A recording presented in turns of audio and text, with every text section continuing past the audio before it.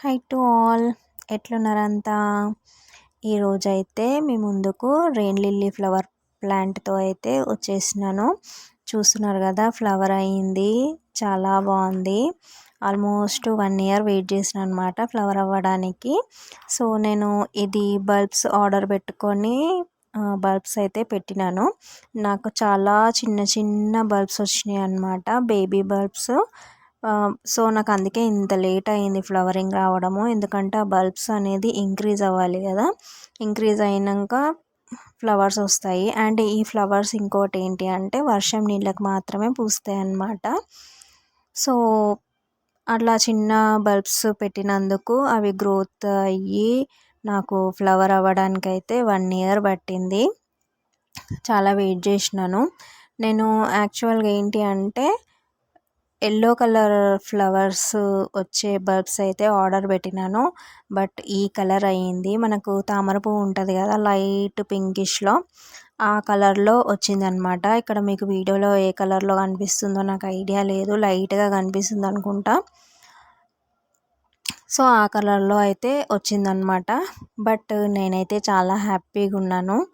At least ఏదో ఒక flower అయితే అయ్యింది, బల్బ్స్ ఇంక్రీజ్ అయినాయి అని చెప్పేసి. సో అలా అయితే ప్లాంట్ పెట్టుకున్నాను. పెద్ద బల్బ్స్ అయితే మనం పెట్టినాక అది అప్పుడే మనకి ఫ్లవర్స్ వచ్చేస్తాయి అన్నమాట. చిన్న బల్బ్స్ కాబట్టి నాకు ఇన్ని డేస్ అయితే వెయిట్ చేయాల్సి వచ్చింది. ఈ ఫ్లవర్స్ రెయిన్ వాటర్కి మాత్రమే పూస్తాయి అన్నమాట. ఈ పాట్ కింద వేరే టబ్లో వాటర్ పోసి ఈ పాట్ అందులో పెడితే కూడా ఫ్లవర్స్ అవుతాయి అంటారు.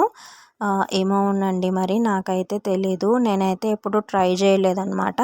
ఎందుకంటే నాకు ఆల్రెడీ చిన్న చిన్న బల్బ్సే కదా వచ్చినాయి, ఇంకా అవి ఇంక్రీజ్ అవ్వడానికే టైం పడుతుంది అని చెప్పేసి నేనైతే ట్రై చేయలేదు.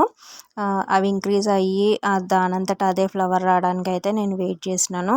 ఒకవేళ మీ బల్బ్స్ అవి పెద్దగా ఉంటే మీరైతే ఒకసారి అట్లా ట్రై చేసి చూడండి, మేబీ అవుతాయేమో. సో ఇదేంటి అంటే ఈ బల్బ్స్ మనము ఒక్క బల్బ్ పెట్టినా కూడా దాని చుట్టూరా వేరే బల్బ్స్ అనేవి ఇంక్రీజ్ అవుతాయి అన్నమాట.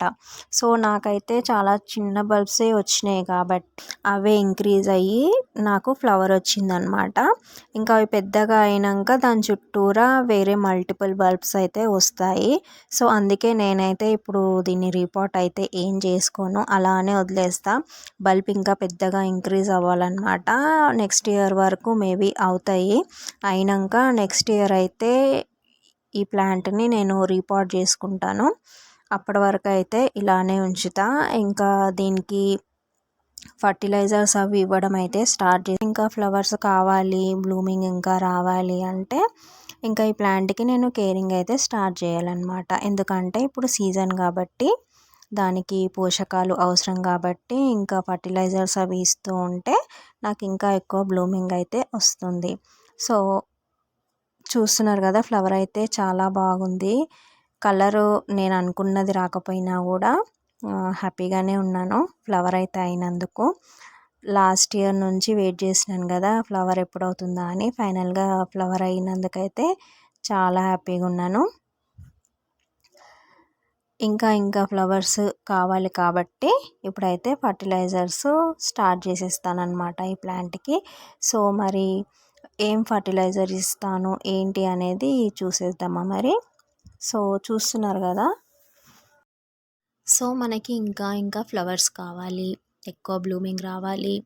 ఈ రెయినీ సీజన్ అంతా రెయిన్ లిల్లీ ఫ్లవర్స్ మనము తీసుకోవాలి అంటే మనం కేరింగ్ అయితే తీసుకోవాలి. ఇక్కడ చూపిస్తున్నాను కదా, ఇక్కడైతే ఫ్లవర్ అయినుండే తెంపి అయితే మా మమ్మీ సోమవారం రోజు ఫ్లవర్ అయిందని చెప్పేసి శివయ్యకి అయితే పెట్టేసింది. సో మనము ఫ్లవర్ తెంపకుండా అలానే వదిలేస్తే అక్కడ సీడ్ అయితే రెడీ అయిపోతుంది అనమాట. ఒకవేళ మనకి సీడ్స్ కావాలి అంటే అలానే ఉంచుకోవచ్చు. సో ఇప్పుడు మరి చూసేద్దాము దీని కేరింగ్ ఏంటి అనేది. ఇంకా ఫ్లవర్స్ కావాలంటే ఏం చేయాలి అనేది చూద్దాము. సో మనకి ఇంకా ఫ్లవర్స్ కావాలి అంటే ఈ ఆకులన్నీ కూడా మనము కట్ చేసేయాలన్నమాట. సగానికి సగం ఆల్మోస్ట్ కింది వరకు కూడా మనము ఈ ఆకులన్నీ కూడా ఇట్లా కట్ చేసేసుకోవాలి. ఏం పర్లేదండి. కంప్లీట్‌గా కట్ జేసుకోవచ్చు. మళ్ళీ అది మనకి గ్రోత్ అయితే వస్తుందనమాట. ఇప్పుడు సీజన్ కాబట్టి ఇట్లా కట్ చేసేసుకొని కంప్లీట్‌గా మనము ఫర్టిలైజర్స్ అనేది ఇస్తూ ఉంటే మనకు ప్లాంట్ గ్రోత్‌తో పాటు ఫ్లవరింగ్ కూడా వస్తుందనమాట. సో, మనం ఇలా చేసుకుంటే ఈ సీజన్ అంతా కూడా మనము రెయిన్ లిల్లీ ఫ్లవర్స్ తీసుకోవచ్చు. సో, చూస్తున్నారు కదా, నేనైతే ఆల్మోస్ట్ చాలా కింది వరకు కట్ చేసేసినాను. ఇలా అయితే మనము అన్నీ కట్ చేసేసుకోవాలన్నమాట. మొత్తం చిన్నగా కటింగ్ అయితే చేసేసుకోవాలి. చేసేసుకొని చిన్న చిన్నగా ఇట్లా లోపల ఇంకా వేరే చెట్లు ఏమన్నా వస్తూ ఉంటాయి కదా, అవన్నీ తీసేసుకోవాలన్నమాట. తీసేయాలి. అలానే ఉంచితే మనం ఇచ్చిన ఫర్టిలైజర్స్ బలమంతా కూడా వేరే పిచ్చి మొక్కలన్నీ కూడా తీసుకొని అవే గ్రోత్ అవుతూ ఉంటాయి. మన మెయిన్ చెట్టు ఏదైతే ఉంటుందో దానికి గ్రోతింగ్ అనేది ఉండదు. సో, ఇప్పుడు కట్ చేసినాం కదా, ఆల్మోస్ట్ కింది వరకు కట్ చేసిన తర్వాత మట్టి అనేది లూజ్ చేసుకోవాలి. మొత్తం మట్టి అనేది ఇలా అంతా మట్టి లూజ్ చేసుకోవాలన్నమాట. కొంచెం మనం ఓపిక చేసుకొని వాటికి కొంచెం టైం తీసుకొని కేరింగ్ తీసుకుంటే అవి మనకి బాగా ఫ్లవర్స్ ఇస్తాయండి. కొంచెం అనేది కేరింగ్ అయితే అవసరం ఉంటుంది. మనకు ఫ్లవర్స్ ఎక్కువగా కావాలి అంటే కొంచెం టైం అయితే ఇవ్వాల్సి వస్తుంది.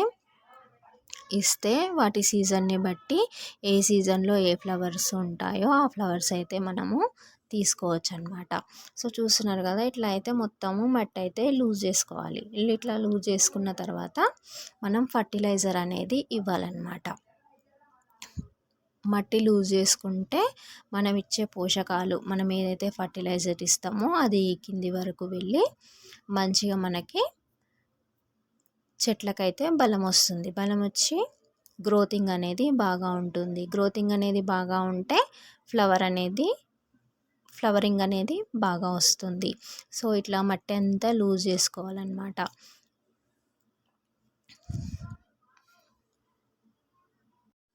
ఇలా అంతా మట్టి అంతా లూజ్ చేసేసుకోవాలన్నమాట.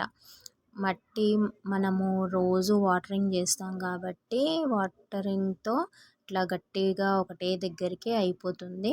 సో, అలా ఉండకూడదు. ఇలా లూజ్ చేసుకుంటే మనం ఇచ్చే ఫర్టిలైజర్ లోపల వరకు వెళ్ళి గ్రోతింగ్ బాగా వస్తుంది కాబట్టి కంపల్సరీ మట్టి అయితే లూజ్ చేసుకోవాలి.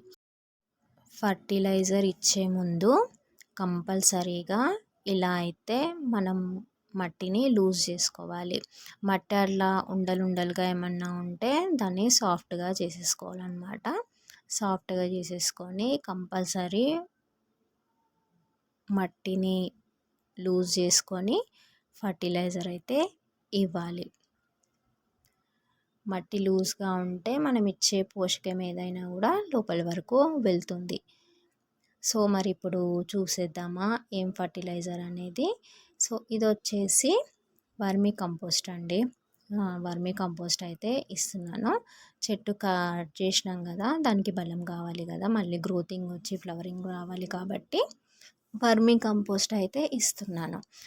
నేనైతే ఒక సగం గుప్పెడు ఇస్తున్నాను. ఎందుకంటే నాది చాలా చిన్న పాట్ కాబట్టి నాకు అంత సరిపోతుంది. మీ పాట్ సైజ్ని బట్టి మీరు ఇచ్చుకోవచ్చు అన్నమాట. సో, మట్టి అంతా తీసి ఇలా కంపోస్ట్ అయితే ఇచ్చి మళ్ళీ మట్టి అంతా కప్పేసేయాలన్నమాట. ఇలా మట్టి అంతా కప్పేసిన తర్వాత మనం వాటరింగ్ చేయాలి. ఇట్లా కంపోస్ట్ ఇచ్చిన తర్వాత కంపల్సరీగా వాటరింగ్ అయితే చేయాలి. చేస్తేనే అది లోపలి వరకు వెళ్తుంది. కంపోస్ట్ ఇచ్చి అలానే వదిలేయొద్దు. కంపోస్ట్ ఇచ్చిన తర్వాత కంపల్సరీ ఇలా వాటరింగ్ అయితే చేసుకోవాలన్నమాట. సో, ఇంకా మనం చెట్టుకైతే బలం ఇచ్చేసినాము. ఇంకా అది బాగా పెరిగి మనకు ఫ్లవరింగ్ అయితే ఇస్తుంది. ఇప్పుడు మనం కట్ చేసినాం కదా, దీన్ని అయితే మనం వేస్ట్గా పడేయొద్దండి. కంపోస్ట్ బిన్ ఉంటే మీకు అందులో వేసేసుకోండి, కంపోస్ట్ అయిపోతుంది. ఓకేనా? వీడియో నచ్చితే లైక్, షేర్ అండ్ సబ్స్క్రైబ్ చేసుకోండి. Thank you so much. Happy gardening అందరికీ.